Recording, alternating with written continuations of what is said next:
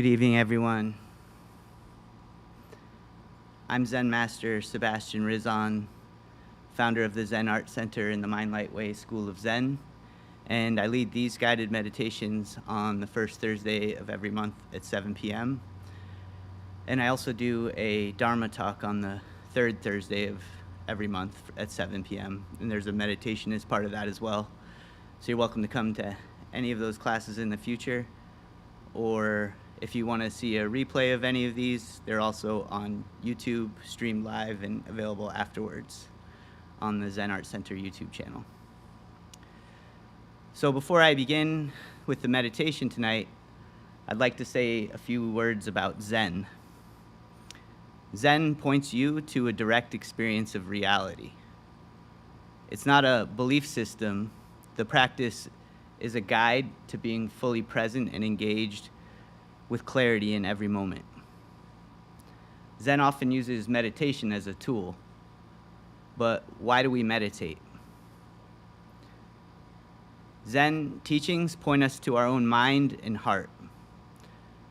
The mind is more than our thoughts and our intellect, and the heart is more than an organ and a source of our emotions. In the Korean tradition that I come from, mind and heart are the same word. Together, the mind-heart is the center of our being and our deepest source of awareness. The mind is the source of all of our experiences, and yet we often overlook it because we're caught up in the contents of our experience, our thoughts, emotions, and the things going on in the world around us.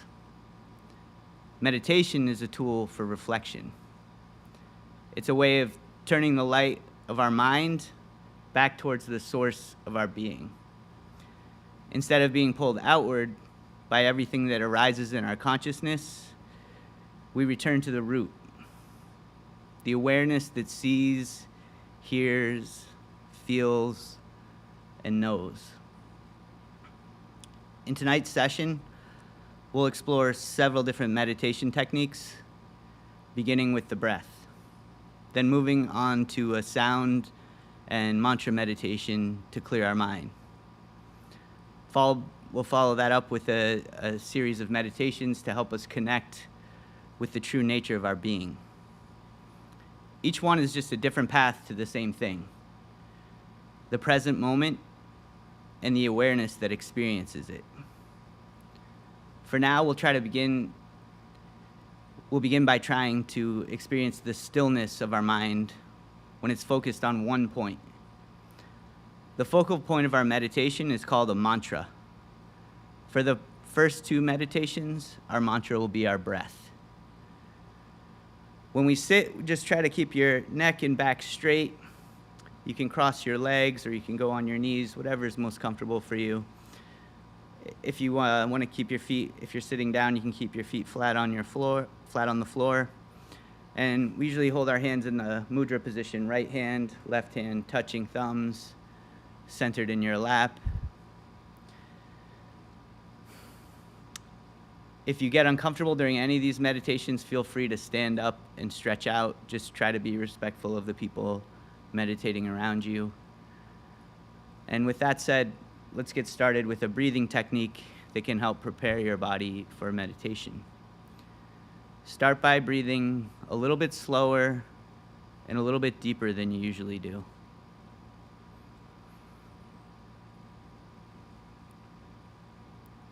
Bring your attention to the center of your chest.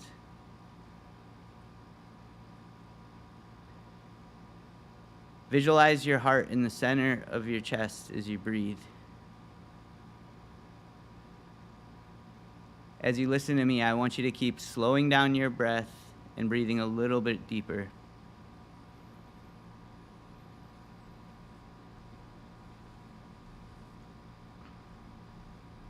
Feel your breath coming in through your nose and mouth and collecting all of the energy from your brain and from your head and moving it down into your heart.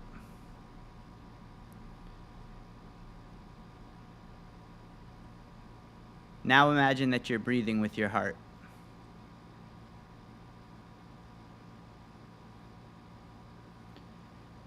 The purpose of this practice is to try to align our mind, heart, and body. You can also place your hand on your heart and close your eyes if you'd like. Just keep breathing slow, deep, and steady.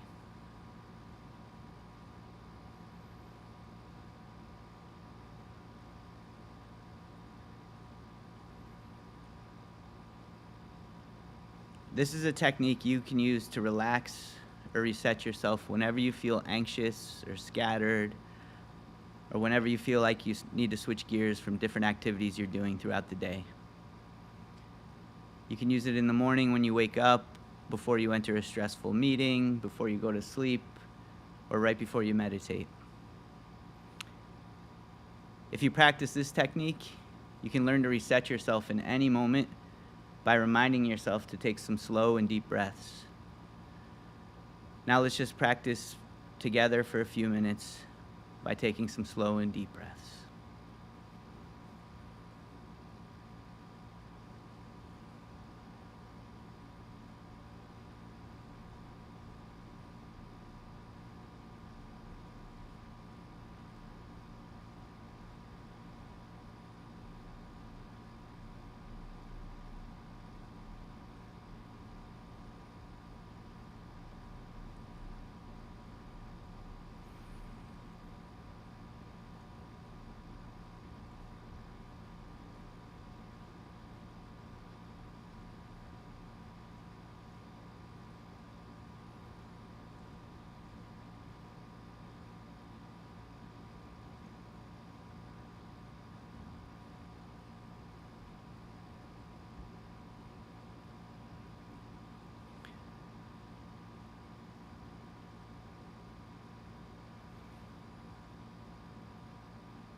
For our next meditation, we'll continue to use our breath to help us focus and clear our mind.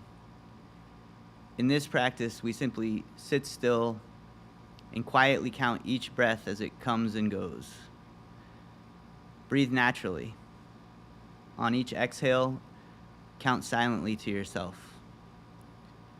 Try to stay focused on your breath. If you lose count, it's a sign that your attention has wandered. But the moment you realize this, simply start over without judging yourself. That moment of awareness is part of the practice. The goal isn't to be perfect, it's to strengthen your ability to notice when you're distracted and refocus your mind. You can do this technique with your eyes opened or closed, but if your eyes are open, your gaze should be towards the floor. Let's practice this together now for a few minutes. Count each breath, stay with it, and if your mind drifts, just return back to one. And I'm going to hit the muktak to start and finish this meditation.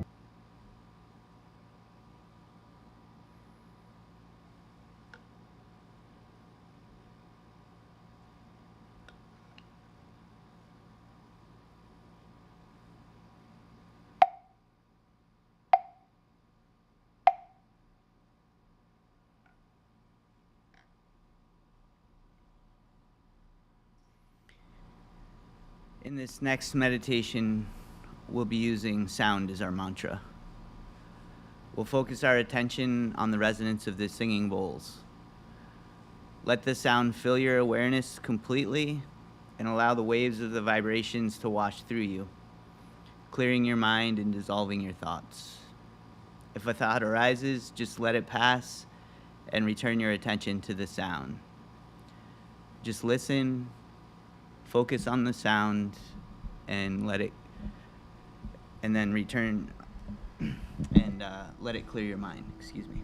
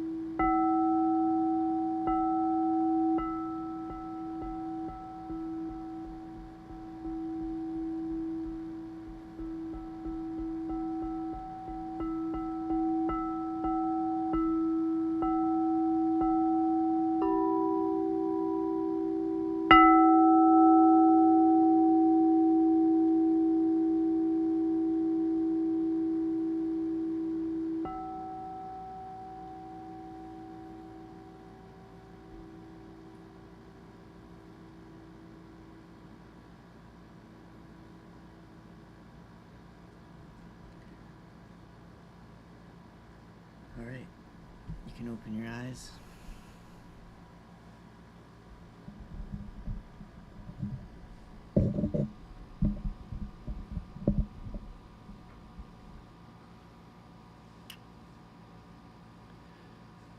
So for our next meditation, we're going to focus our mind by repeating a single word or a phrase as a mantra.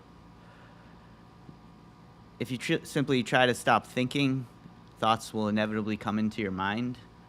So by actively concentrating on a mantra, you can use it to direct your attention with purpose. You use the mantra to push out all of the wandering thoughts and distractions. As you do this, let go of your opinions, your emotions, and your desires.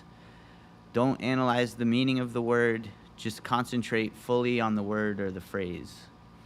If thoughts arise, let them go and bring your focus back to your mantra.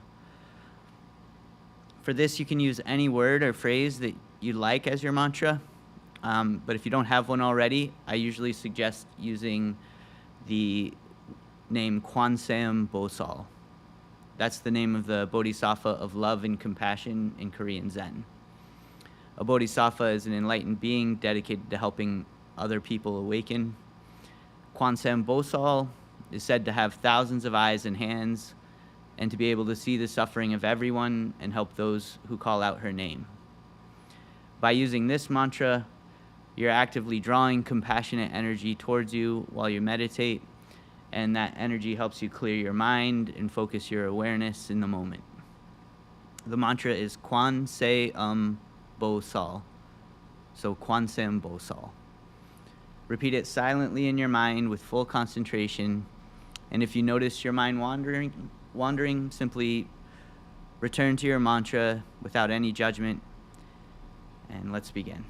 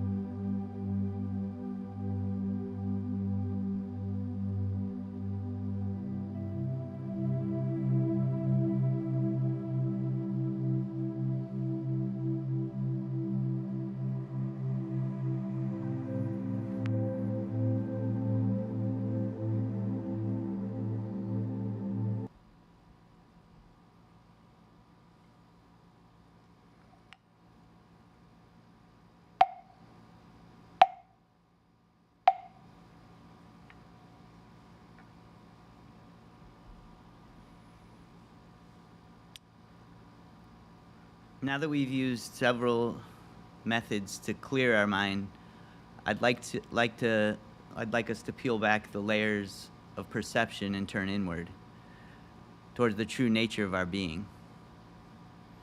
Let's go deeper beyond our senses and beyond our memory. Please close your eyes. Now imagine yourself floating effortlessly in a boundless space. There's no light, no sound. You can't see or hear anything. It's completely dark.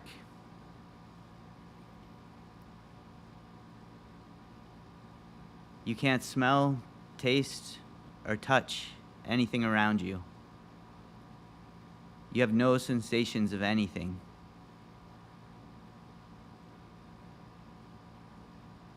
Now imagine that you have total amnesia. You have no memories. You don't know who you are, where you are, or how you got here.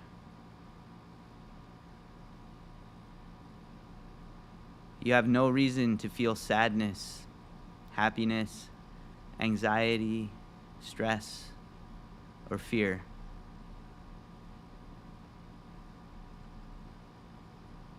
There's no sense of time,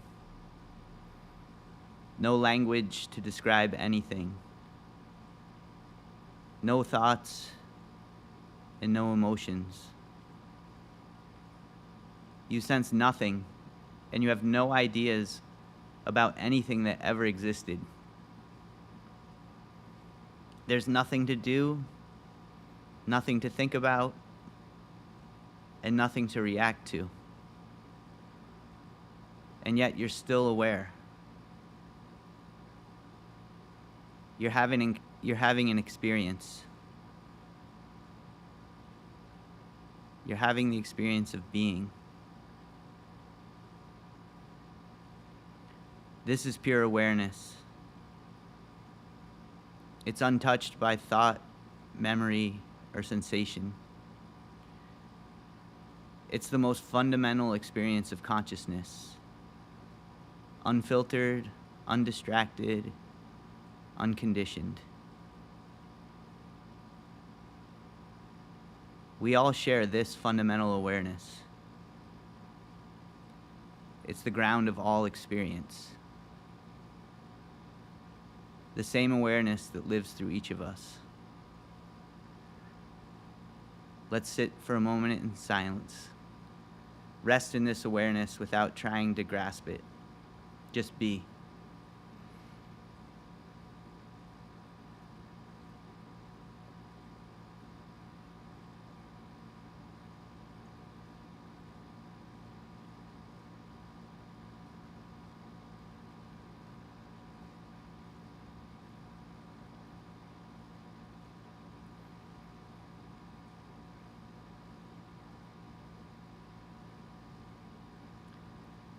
You can open your eyes now. My words can only point to this awareness. They can't explain it. The moment we try to describe it, we turn it into something else.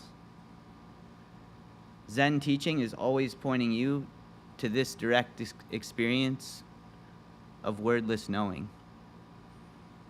The clear awareness that exists before senses, before thoughts, and before self. Now we're going to move into a critical phrase koan meditation. Zen koans are questions, statements, or stories that point directly to experience beyond words. They don't ask for answers. They demand that you peel back all of the layers of conditioning and focus your awareness in the moment. For our final meditation, we'll focus on a critical phrase. A short, essential koan that cuts straight to the heart of being. A critical phrase could be something like, who am I? What is the mind? Why am I here? what is the true nature of reality? These phrases aren't riddles to solve. They're tools to ignite awareness, to direct your attention to the source of your own existence. As you meditate, don't try to answer the question. Don't analyze or reflect.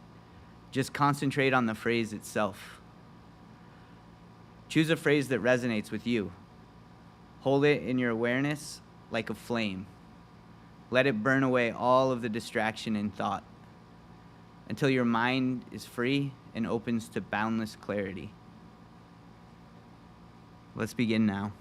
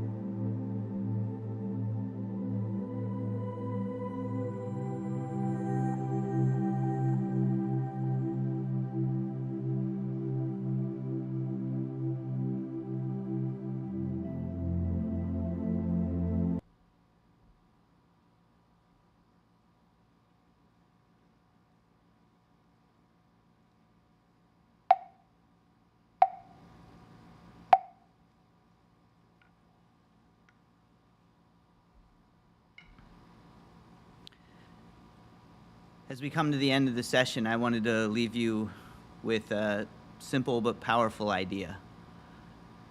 Meditation doesn't end when you get up from your seat. Zen practice is about bringing the same focus, clarity, and awareness that you've cultivated tonight into everything that you do. This is called moving meditation. Treating your actions as a form of meditation. Staying completely present in every moment as you move through your life. You can practice this through activities you're already doing and enjoy. Things like yoga, martial arts, sports, drawing, painting, writing, or making music. Even going for a walk and remaining completely focused and aware of everything surrounding you can be a meditation. Any activity where you're fully immersed in what you're doing can become a path of practice. The key is to be intentional. Focus your mind. Treat the activity like a meditation.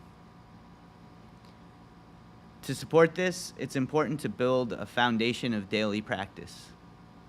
Even 5 minutes of meditation each morning, right when you wake up, is enough to start.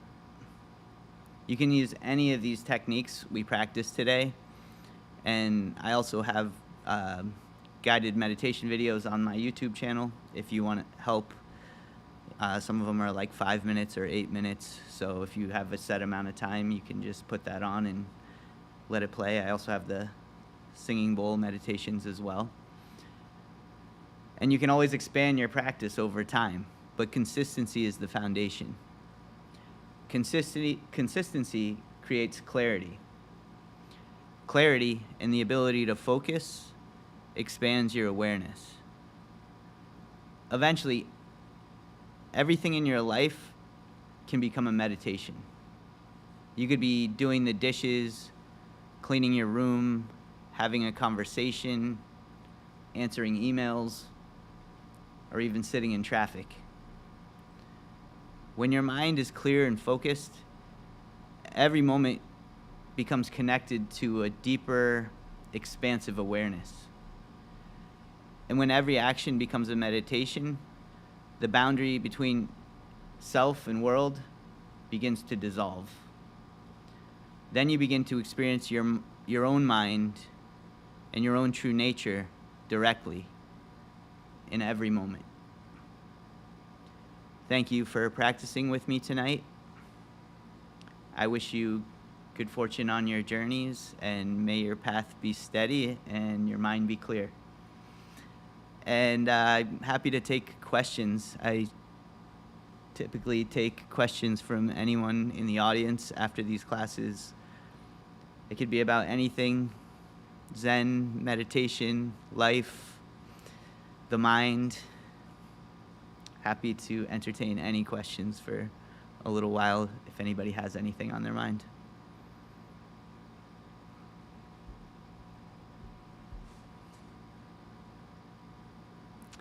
No questions? Feel free, don't hold back. This is my favorite part. So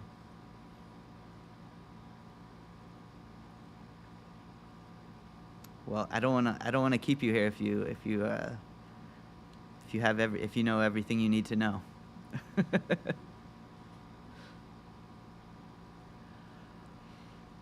Well, last chance? Okay. Next time, come with some questions. Deep questions. I like the challenging ones. I also, I'll be giving a Dharma talk in 2 weeks on Thursday, same time, and there's it's like half meditation, half talk. So we basically do the mantra meditation, and I do some sort of topic, but I'll expand more on the idea of the mind and what that is, how it relates to all of us. A lot of Zen masters say there's only one mind. So that always raises the questions, well, why do I feel like I have my own mind? Well, if you want to hear more about that, you got to come to the next Dharma talk.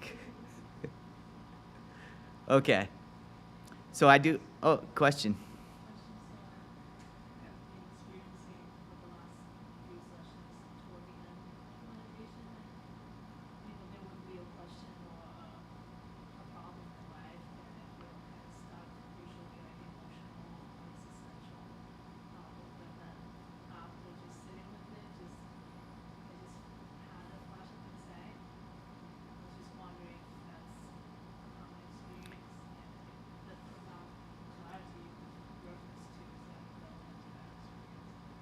Absolutely. So I'm just going to repeat it so it's people online can hear. But you basically said you come in with sometimes some question or challenge in life that's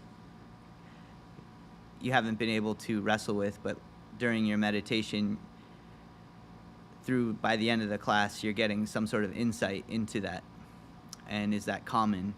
I would say that's where all real, true insight comes from. And it doesn't come from thinking. When you think, sometimes you quite often you hear, some of the biggest scientific breakthroughs come when people are dreaming or sleeping, or there is the preparation that goes into it. You have to plant the seed of the question. So that's why with the critical phrases, I tell you to raise one of these bigger questions that you're having, even though it's one that's like almost impossible to answer with words and logic. You have to kind of experience the answer to that. You can't think about. You can create a story about who you are, but like, who are you really behind the story? Who's the person that made the story? What's the mind that makes the story? Before the story in words even exist, what are you? But the point is, when you have these questions, you think about them, you do the work. I'm not saying it's a substitute for knowledge. You want to take knowledge and data and everything you get from your observations, but then sometimes in order to connect those dots, you just need to create space so that in that clarity, new insights can come in. If you are stuck thinking about it a certain way, then it's really tough to change that pattern of thinking. So when you create clarity, then you can see clearly different perspectives on that. So the idea is, that as you kind of let down your own guards, your own patterns of behavior, your own patterns of thought, then only then can new patterns arise. So yeah, and there's a lot of stories of scientists. I know probably the most famous one, I don't remember his name, but it was like one of these old Greek kind of natural philosophers, and he was trying to figure out something about the relationship between mass and volume, and when he sat in his bathtub, the water went up, and he was like, "Eureka!"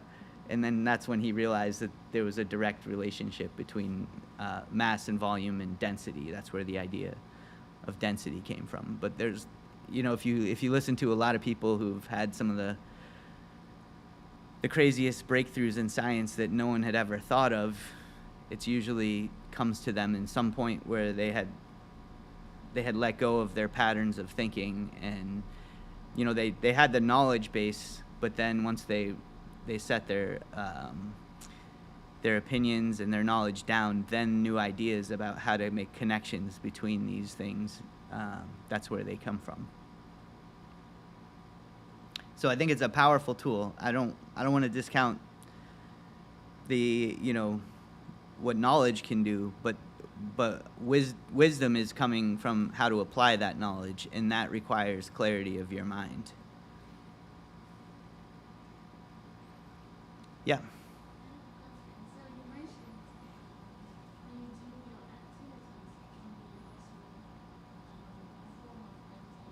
Yes.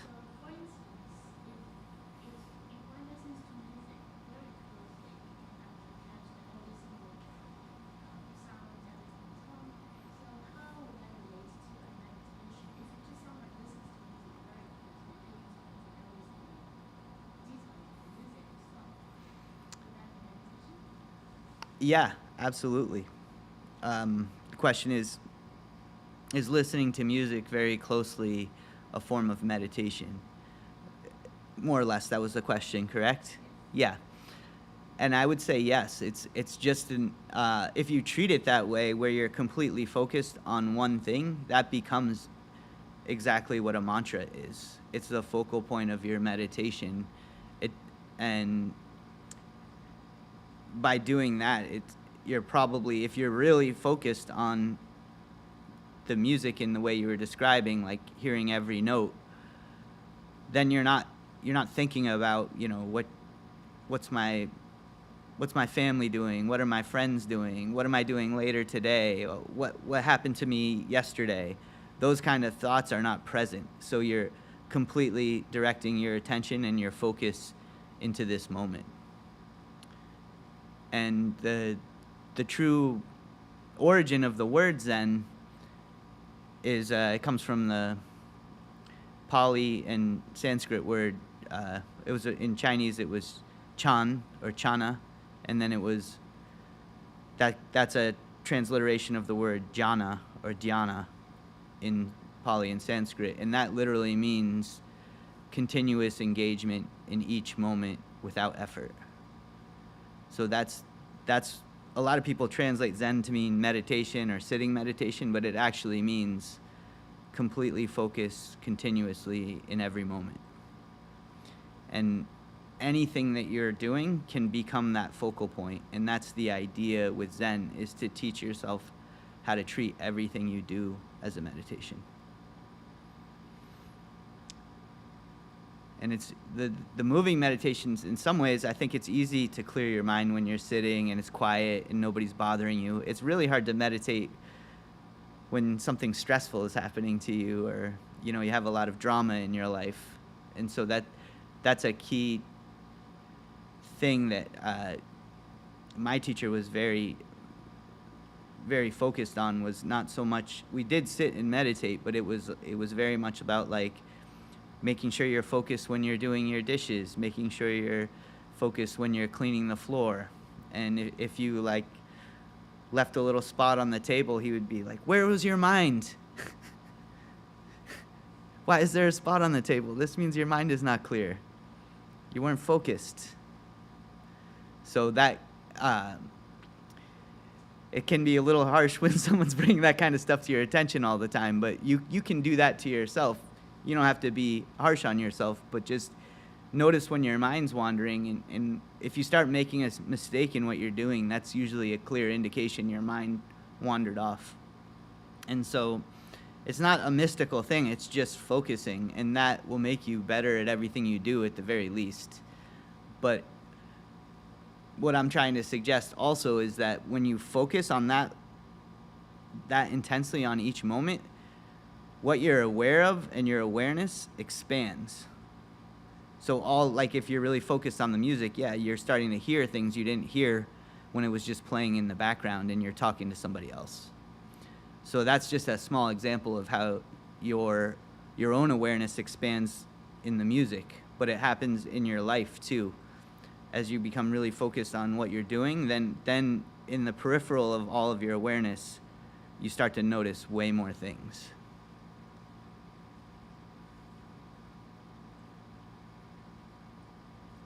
Great questions. Thank you. More? I'm happy to answer a question. If anybody needs to get going, you can, but I'm happy to stay a little longer.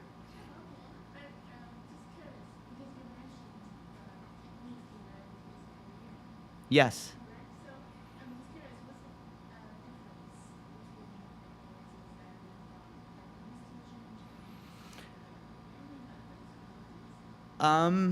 Well, I really only studied with my teacher. I didn't go to a lot of different schools, but I lived with my teacher for 16 years.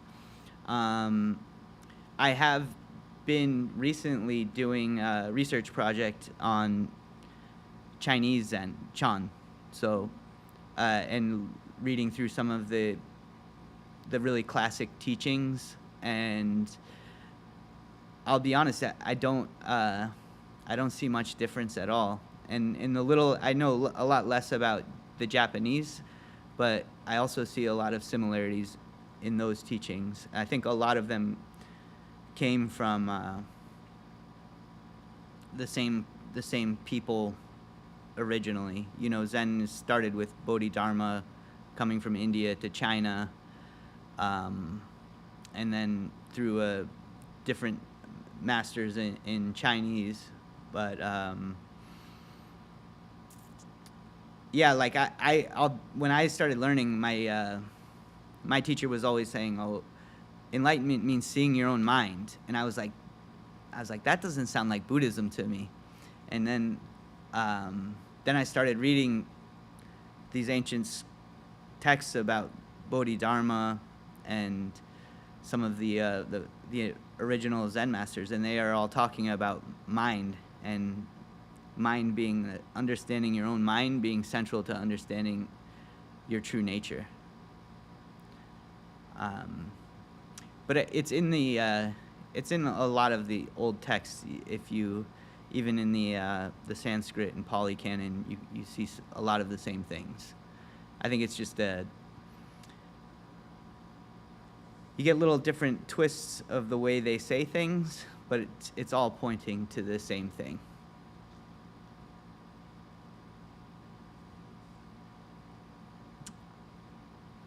Any more questions? Thank you. You look like you have more questions. No. Okay. How did it go today? I'll be honest, like when I started meditating, it was very difficult for me to sit and meditate. I had so much. I started like when I was a young man, and I had so much energy I couldn't sit still, and I was like, oh, this isn't working. You must have to go up on a mountain and live with monks. And I was like, I can't do that. But then I met my teacher.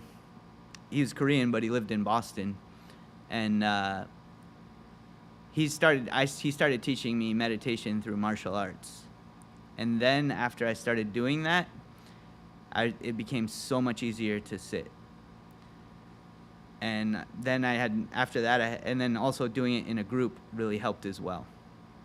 So it's harder to get up and give up if you're sitting in a group of like 10 people, right?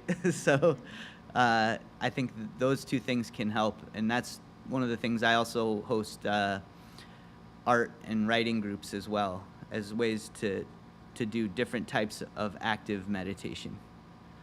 So I'm trying to give people different pathways to the same thing and make them realize everything can be a meditation,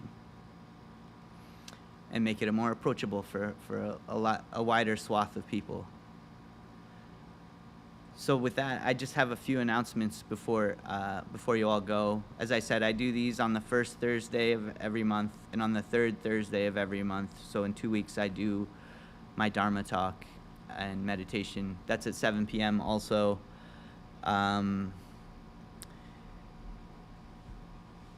If anybody's interested in meditation, mindfulness, breathing, there's a big workshop I'm taking part of in Arlington called the Wellness Fest. There's information on the back table about it, but there's going to be moving meditation, dance, breathing. I'll be doing a few things similar to this there. I'm a small part of it, but if that's something you're interested in, there's information on the back.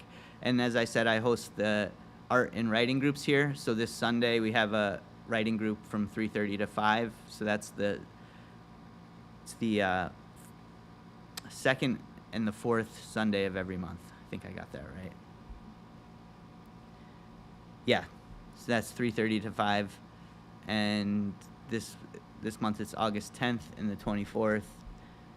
And then on the third Sunday of every month is the art group.